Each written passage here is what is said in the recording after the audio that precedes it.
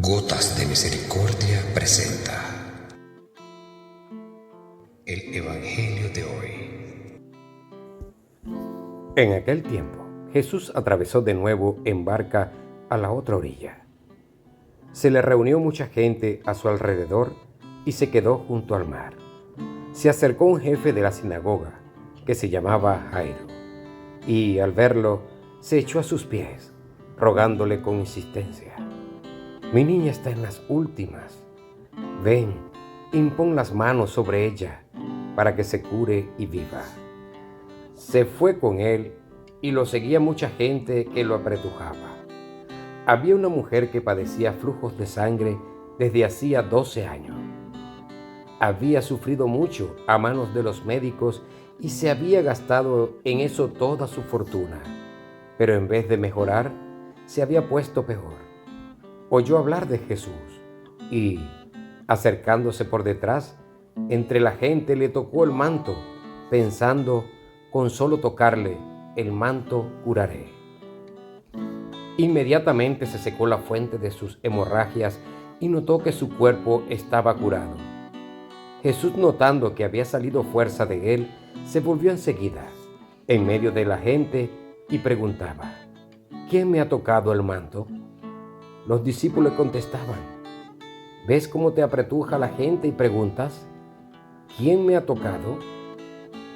Él seguía mirando alrededor para ver a la que había hecho esto. La mujer se acercó asustada y temblorosa. Al comprender lo que le había ocurrido, se le echó a los pies y le confesó toda la verdad. Él le dice: «Hija, tu fe te ha salvado. Vete en paz y queda curada de tu enfermedad». Todavía estaba hablando cuando llegaron de casa del jefe de la sinagoga para decirle: «Tu hija se ha muerto. ¿Para qué molestar más al maestro?». Jesús alcanzó a oír lo que hablaban y le dijo al jefe de la sinagoga: «No temas, basta que tengas fe».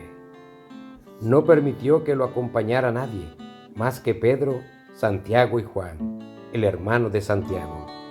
Llegan a la casa del jefe de la sinagoga y encuentran el alboroto de los que lloraban y se lamentaban a gritos, y después de entrar les dijo: «¿Qué estrépito y qué lloros son estos?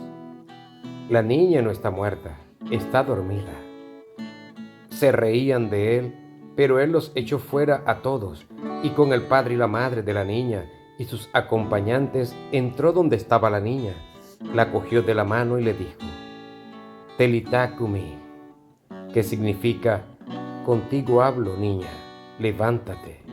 La niña se levantó inmediatamente y echó a andar. Tenía 12 años, y quedaron fuera de sí llenos de estupor. Les insistió en que nadie se enterase y les dijo que dieran de comer a la niña.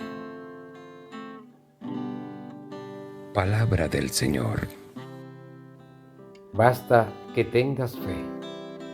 Entrando en el pasaje, esto no hace otra cosa que destacar elogiosamente lo que el cristianismo paulino, y como acabamos de ver la carta a los hebreos, repite sin cesar: que solo la fe en Cristo es salvífica.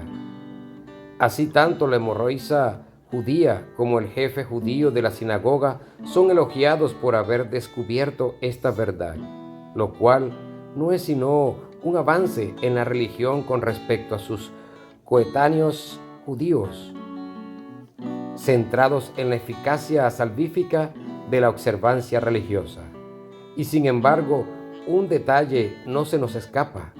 En ambos casos hay un contacto físico. O bien Jesús, la fuente del poder salvífico, es tocado por la hemorroísa, o bien toca a él a la hija de Jairo. En los paralelos de Mateo 9 y Lucas 8 sucede lo mismo. Expliquémonos, en efecto, para muchos estudiosos, los orígenes ancestrales de la religión suponen el paso de la experiencia mágica a una experiencia espiritual de orden superior. Sin embargo, también muchos nos recuerdan que nunca se ha abandonado del todo el sentido de lo mágico en la experiencia religiosa. Para el judaísmo, la lucha contra la superstición mágica era un empeño que nunca acababa de superarse, y el naciente cristianismo se encontraba en la misma tesitura. Así, en el gesto físico del tocar la fuente de salvación se objetualiza. Cristo se convierte en una reliquia medieval. ¿No sería necesario, conforme a la doctrina paulina de sola fides, superar tal vestigio mágico del pasado para que la sola fe sea en efecto sola fe y Dios deje de ser un fetiche? ¿Cómo cabría esperar? Esto es lo que hace el Evangelio, pero no será el Evangelio de Marcos, sino que habrá que esperar a Mateo, Lucas y Juan, textos posteriores que representan un avance y purificación de la fe, los que lleven a una mejor expresión al principio de sola fe. Así, en pasajes paralelos de Mateo 8, Lucas 7 y Juan 4, podemos ver este avance en otra narración de sanación, en este caso de un centurión romano, Mateo y Lucas, y un funcionario real, Juan. En este caso no hay ningún contacto físico, ni siquiera se recurre a la presencia de Jesús. Es la pura fe del que cree la que desencadena la acción salvífica.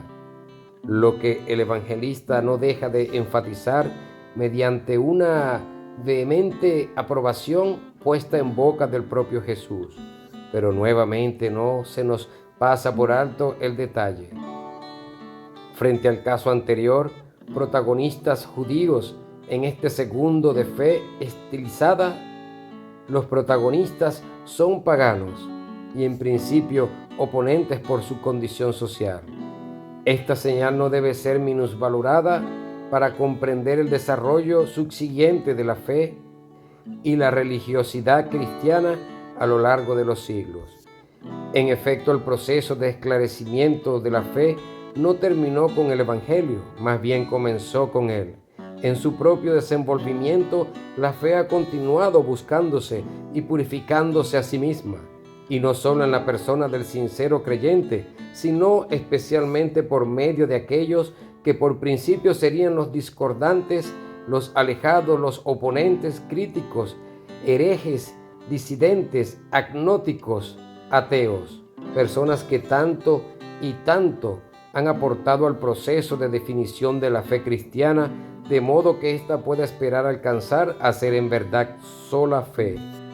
En este sentido, ya en la modernidad, la crítica de pensadores y filósofos, el desarrollo del conocimiento mediante las ciencias físicas, biológicas, la psicología, ha resultado invaluables para el doloroso, insisto, en este aspecto, proceso de depuración y rehechura de la fe cristiana, ayudándonos a descubrir no tanto lo que es Dios, sino aquello que llamábamos Dios y que no lo era, pues como ya decía Tomás de Aquino, más que conocer quién es Dios, podemos conocer qué no es. De modo concluyamos que cuando la fe se detiene en su devenir, se acomoda a lo dado, deja de desafiarse a sí misma. La religión que la expresa y materializa dice mentira de su objeto, que no es otro que Dios mismo. Por eso la religión ha de ser un continuo superarse en el desenvolvimiento de la verdad a la que aspira Dios. Con todo entreverado con esta reflexión, no puedo evitar el pensamiento de todas esas mujeres sencillas que en su fe acuden a tocar como la hemorroísa de los evangelios el manto de la Virgen de mi pueblo. ¿Será esta acaso verdadera fe? ¿Sola fe?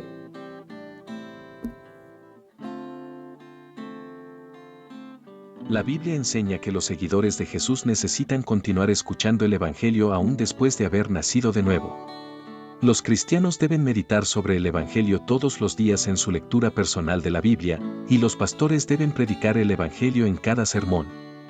Necesitamos escuchar regularmente de la vida, muerte, sepultura, resurrección y ascensión de Jesús, así como el llamado a arrepentirnos de nuestros pecados y acudir a Jesús con fe. Comparte este video y estarás evangelizando.